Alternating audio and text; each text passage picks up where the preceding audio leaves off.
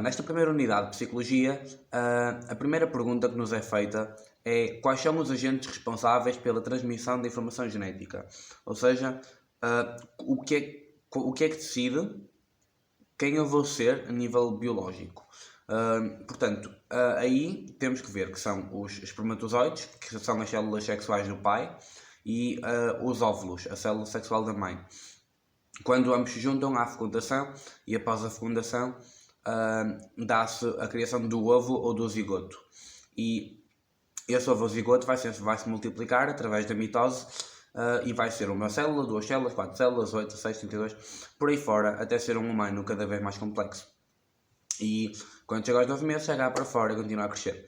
Portanto, os agentes transmissores são, em primeiro lugar, as células sexuais e depois os genes, sendo que os espermatozoides levam 23 cromossomas e o óvulo leva mais 23 cromossomas, que juntos fazem os 46 cromossomas do cariótipo humano. O cariótipo é tipo o conjunto de cromossomas humano 46, num termo geral, porque depois os 46 os 46 de cada indivíduo, são o genótipo. Já vamos ver mais à frente. Os genes formam pares entre si e depois esses pares chamam-se alelos. Agora, num par podemos ter, por exemplo, pela cor dos olhos, podemos ter os genes recessivos ou genes dominantes. Um gene recessivo vai dizer, ok, tu queres ocupar esse lugar, ocupa, estás à vontade. Um gene dominante vai dizer, esse lugar é meu. Portanto, se estivermos perante um gene dominante e um gene recessivo, o dominante vai ficar com o lugar. Se estivermos perante dois iguais, dois recessivos, então qualquer deles que fique com o lugar vai ser o mesmo, porque são ambos o mesmo. Por exemplo, a cor azul. Se tivermos dois genes de cor azul, vamos ter azul de certeza. Mas se tivermos um azul e um castanho, o castanho é dominante, o azul é recessivo, o castanho fica com o lugar. Então, se nós somos apenas uma mistura do nosso pai e da nossa mãe, então, obviamente, nós vamos herdar aquilo que eles eram, o material genético que eles eram. As minhas características vão ser do meu pai, da minha mãe, dos meus avós, bisavós, etc. E então, existe a hereditariedade, que já agora diz não se diz hereditariedade, não existe, mas ouço isso bastantes vezes. Ainda assim, isso significa que podem passar doenças. Por exemplo, se o meu avô tinha doença de Huntington, é muito provável que o meu pai tenha e que eu tenha. Ainda assim, essa doença só se começa a manifestar a partir de uma certa idade. Portanto, enquanto o meu pai não chegar a essa idade, eu nunca vou saber se o meu pai a tem ou não e se eu me devo preocupar com isso no futuro. Agora, como a medicina está mais avançada, podemos fazer testes e podemos descobrir que genes temos, qual é o nosso mapa genético e se podemos testar especificamente para essas doenças. Essas doenças podem ser também recessivas ou dominantes, depende da doença de que estamos a falar. E é importante dizer que nem todas as nossas características, por exemplo, a minha altura não é definida por um gene. Não há um gene que tem lá escrito tu vais ter 1,70 m a partir dos 16 anos, depois a partir dos 18 já vais ter 1,77 m e depois paras por aí. Não há nenhum gene que me diga a minha altura e não há nenhum gene que me diga o meu peso e não há nenhum gene que me diga qual vai ser o meu gosto musical, não há nenhum gene que me diga qual vai ser a forma do meu nariz. Vão haver sim conjuntos de genes que vão dizer, por exemplo, como é que vai ser esta parte do meu ombro, supostamente será simétrico, como é que será o meu tecido muscular, como é que será esta parte, como é que será o meu metabolismo, como é que vai ser a desenvoltura das minhas ancas, como é que vai ser a minha postura, o tamanho da minha coluna, essas coisas todas. E tudo junto vai acabar por contribuir para a minha altura. Portanto, há algumas características que são definidas por apenas um gene e há algumas que são definidas por vários. As características que são definidas por apenas um gene são as mendelianas, em honra de Mendel, que estudou este assunto, e as características que são atribuídas por vários genes juntos são as características poligénicas, vários genes.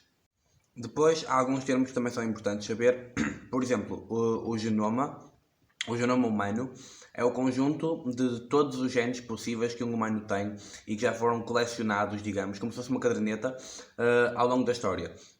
Portanto, todos os genes que os humanos têm e que conseguem ser recolhidos através de estudos são o genoma humano e são mais ou menos entre 20.000 a 25.000 genes. E depois temos também o genótipo e o fenótipo. O genótipo, como eu disse, é o conjunto de genes de cada indivíduo, os 46 cromossomas e todos os genes que aí estão guardados. E o fenótipo é desses genes, desses 46 cromossomas e os genes que estão dentro de si, que características é que são visíveis. Por exemplo, a cor dos olhos, a cor do cabelo, o tamanho do cabelo, como é que o cabelo é, se é ondulado, se é liso, como é que é. Tipo, tudo o que é visível, até, por exemplo, a inteligência, o cálculo matemático, o tom de voz, tudo isso é fenótipo. Tudo aquilo que nós conseguimos ver numa pessoa, sem ser através de análises sanguíneas, análise ao ADN, é o fenótipo. Agora para a parte do meio, que é a segunda pergunta, é a influência do meio, do ambiente e da nossa educação, etc., nos indivíduos face à expressão genética. Ou seja, será que somos determinados pelos genes? Será que somos determinados pelo meio onde vivemos? Será que é uma mistura de ambos? Pronto, a resposta é central, é que somos determinados um bocado por cada. Porque apesar de termos uma certa informação genética, esta pode não manifestar-se no fenótipo. Por exemplo, e os gêmeos, e eu acho que isto é um bocado óbvio, mas os gêmeos verdadeiros, os gêmeos homozigóticos, que nascem do mesmo ovo, têm um ADN exatamente igual. E portanto, nós conseguimos ver em gêmeos, são feitos muitos estudos assim, gêmeos homozigóticos que acabam por ser diferentes ao longo da vida. E nós ficamos, ok, mas o seu ADN é igual, só pode ter sido o meio a provocar estas diferenças. E a verdade é que há muitas formas em que eles podem diferenciar. Um dos exemplos que está no meu livro de Psicologia é que os gêmeos, no próprio útero, receberam quantidades diferentes de nutrientes e, portanto, aos 18 meses de vida, eles já tinham uma diferença de peso de 4,5 kg. Portanto, um meio, mesmo que seja um meio intrauterino, já pode provocar muita diferença na expressão do fenótipo e, pronto, na forma como as pessoas vão ser, quer seja em aparência, quer seja em mentalidade, I guess. Conclui-se que o meio é tão importante como a informação genética para a determinação de quem nós somos. E portanto surgem duas ciências, que é a genética comportamental e a psicologia evolutiva. Ora, a genética comportamental vai estudar aquilo que cada um de nós é, vai estudar mais a nível individual e como é que os nossos genes se exprimem em nós. Enquanto que a psicologia evolutiva vai ver a nível mais a nível da história humana e de como é que tem evoluído. Por exemplo, os arquétipos de Freud, de Jung, peço desculpa, são um exemplo disso, são informação que fica tão interiorizada em nós e que vai passando de geração em geração no subconsciente e, portanto, existe de facto várias coisas para ser estudadas aqui. Então acabamos por ter assim dois ramos da psicologia que estudam a filogênese e a ontogênese. A filogênese é basicamente a história da espécie, a nível genético e a nível comportamental. E a ontogênese é a história individual de cada indivíduo, desde o seu nascimento até à sua morte. E depois há duas teorias, que são a teoria do pré-formismo, que era a mais aceita nos séculos antigos, quando a religião tinha grande peso na educação, e quando também não havia muitas formas de se perceber o que é que raios acontecia com os bebés. E era de que os bebés eram um humano, um homem ou uma mulher desenvolvidos, mas pequeninos. E quando saíam do útero, começavam a crescer, até serem aquilo que estavam destinados a ser e que já eram, e simplesmente cresciam. Agora, sabemos que isso não é assim, sabemos que nós quando nascemos passamos por vários estágios, ou seja, passamos por formas de lagarto, temos uma cauda, são coisas bastante estranhas, temos algumas semelhanças com peixes, portanto, e depois quando já somos humanos o nosso cérebro começa-se a desenvolver e começa-se a desenvolver de uma forma diferente, cenas assim, portanto sabemos que o pré-formismo não está correto e surgiu a teoria da epigênese. E a epigênese é basicamente aquilo que tenho gostado a descrever, que é aquilo que um humano é ditado não só pela genética, mas também pelo ambiente, ou seja, é uma mistura dos dois e que pode dar vários resultados, sendo que a probabilidade de eu ter um mapa genético que tenho é de para aí 70 trilhões de possibilidades, e de que todas as coisas do meio e do ambiente em que eu vivi até agora têm alterado também a minha maneira de ser, a minha forma física, a minha forma de pensar, e portanto todos somos únicos e uma mistura daquilo que era o nosso material genético e a forma de que o ambiente teve de nos atingir para fazer com que esses genes se demonstrassem. E por fim temos a ideia da neotenia. A neotenia não é nada mais do que o prolongamento da infância num animal, e neste caso vamos falar do caso humano. A neotenia é o facto de que nós nascemos, nós estamos no útero, nascemos e continuamos a ser bebés, continuamos a ser inicialmente fetos, depois bebés, depois crianças, infantes, e começamos a desenvolver-nos cada vez mais. Mas a nossa infância é bastante mais prolongada que nos outros animais. Há animais que mal nascem, minutos depois já estão de pé, horas ou dias depois já estão a caçar, e portanto há de facto um prolongamento da infância nos humanos.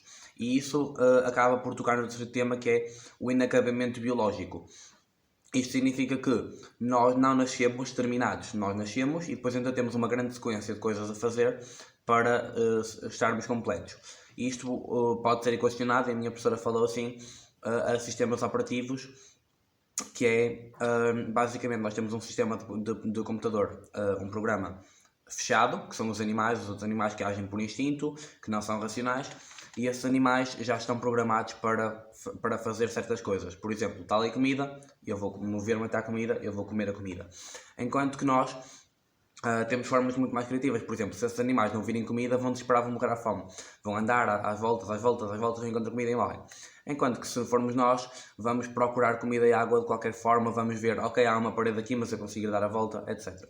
E pronto, de volta à cena dos sistemas operativos, os animais são um programa que corre e se não encontrar solução não faz nada. Nós somos um programa que começa a correr e se não encontrar nada constrói-se mais até encontrar alguma coisa. E começa-se a desenvolver para ser capaz de ser independente e cenas assim. Por exemplo, aquilo que se quer atingir com uma inteligência artificial, algo que não para ali e consiga construir mais além para sobreviver, isso é exatamente o que o bebê é, isso é exatamente aquilo que nós somos. Portanto, a neotenia é exatamente isso, é esse prolongamento da infância, para nós podermos completar o nosso programa com a ajuda dos nossos pais, com a nossa própria desavença e com a desenvoltura, não era desavença, e com as influências do meio também, com os outros seres humanos, a sociedade, etc.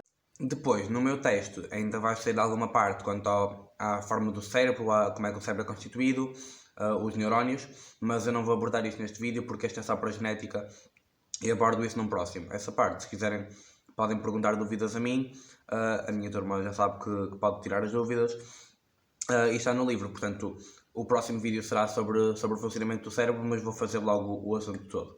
Sobre o Erasmus, pronto, vou fazer um vídeo, talvez não tão formal, talvez mais com fotos e depois comento um bocado. E pronto, vou explicar como é que é a experiência de ir em Erasmus 2 vezes, uma receber e uma ir lá. E portanto, espero que gostem deste vídeo, espero que possa ter ajudado e peço desculpa pela falta de preparação, mas foi de facto muito à pressa, muito em cima do joelho, que eu estava aqui, obviamente. E pronto, obrigado por verem.